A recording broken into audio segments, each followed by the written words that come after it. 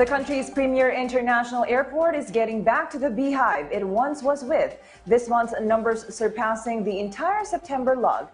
PTV correspondent Karen Villanda on lighter quarantine restrictions for international arrivals, the current state of one-stop shop service, and the updated list of green and yellow lane countries in this report.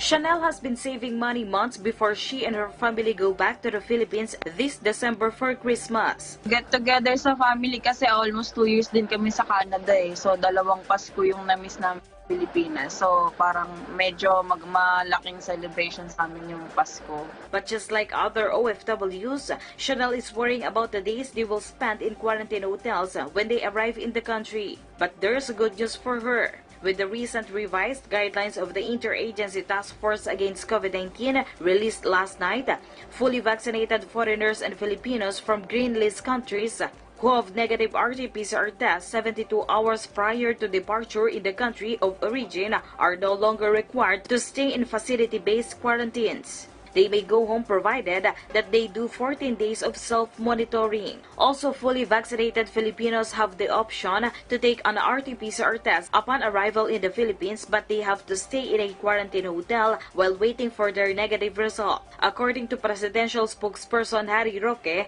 the IATF will publish the standard for green list countries on October 16. Mamaya po, pag pupulungan muli yan para iripaso po kung ano yung mga green list. Pero gaya ng aking sinabi, ito pang lugar na saksakan ng baba naman ang kaso ng COVID at wala naman pong risk. No? Pero ganun pa man, titingnan po natin. At saka, wala naman pong permanent na resolution tayo. Kung merong talagang tumaas na mga kaso sa mga bansang green list, pwede naman pong repasuhin ang polisiya. After the announcement, Transportation Undersecretary Raul Del Rosario said that the 3,000 daily capacity in Ninoy Aquino International Airport will increase due to the availability of more quarantine hotels. Every 2 weeks, nagre-review tayo. Nakikita natin na baka mag-increase. Kaya natin mag-increase sa October 22 ng additional 1,000.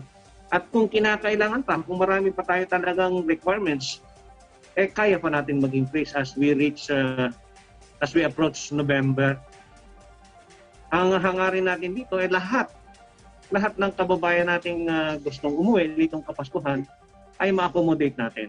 2 months before Christmas, the influx of passengers at the NAIA is already being felt as the volume reached 42,000 from October 1 to 10. According to the one-stop shop in NAIA, this is almost half the total number of arrival passengers last September. Meanwhile, the Department of Labor and Employment plans to implement a deployment ban to Saudi Arabia. This is due to the unpaid salaries of 11,000 OFWs who work for Saudi employers that lasted for 2 years before they were repatriated in 2016. Kung hindi nila babayaran yan, there is no use sending our overseas workers doon.